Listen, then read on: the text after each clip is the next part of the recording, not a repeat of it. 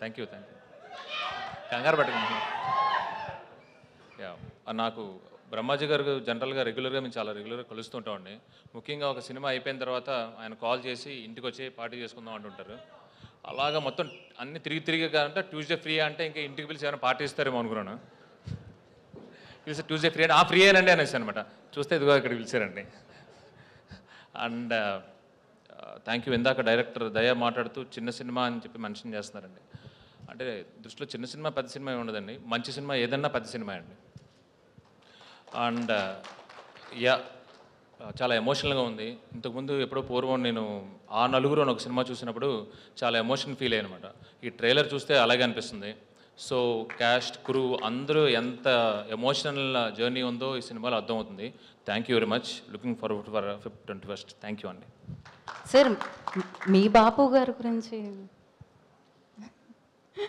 Yeah okay. అంటే నాకు జనరల్గా మన ఇతిహాసాల మీద మన హిస్టరీ మీద చాలా ఇష్టం ఉంటుందండి. నాకు తెలిసిన కథలని చిన్నపిల్లల నుంచి పెద్దవాళ్ళ వరకు నాకేం తెలుసో నాకు ఎంత తెలుసో చెప్పాలంటుందండి. సో ఆ రామాయణం మహాభారతం భాగవతం నేను అంతలాగా సుందరకాండతో సహా దగ్గరుండి చదివాను అంటే అది మా నాన్నగారి వల్లే. దానివల్లే నాకు కార్తికేయ 2 వస్తుంది. ముందు తర్వాత సినిమాల్లో కూడా అది వస్తుందండి. థ్యాంక్ యూ అండి. Thank you very much.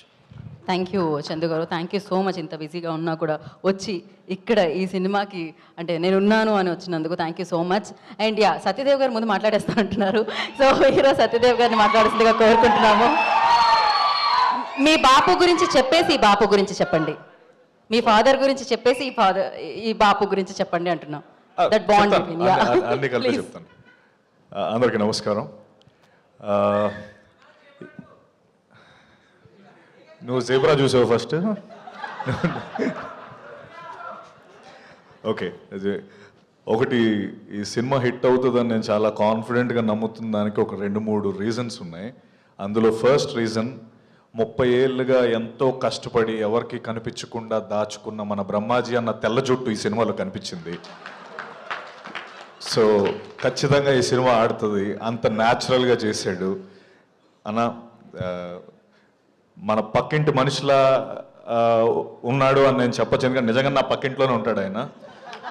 So పక్కింటి మనిషిలాగే ఉన్నాడు సినిమాలో. అలాగే రెండో విషయం ఏంటంటే నిజంగా ఈ సినిమాని తన షోల్డర్స్ పైన వేసుకొని నిజంగా ఎంత రీచ్ తీసుకెళ్ళాలి, ఎంత తను నమ్మాడన్న విషయం అర్థమైంది. ఈ సినిమాని అంతా ప్రమోట్ చేశాడు బ్రహ్మాజీ అన్న. Thank you.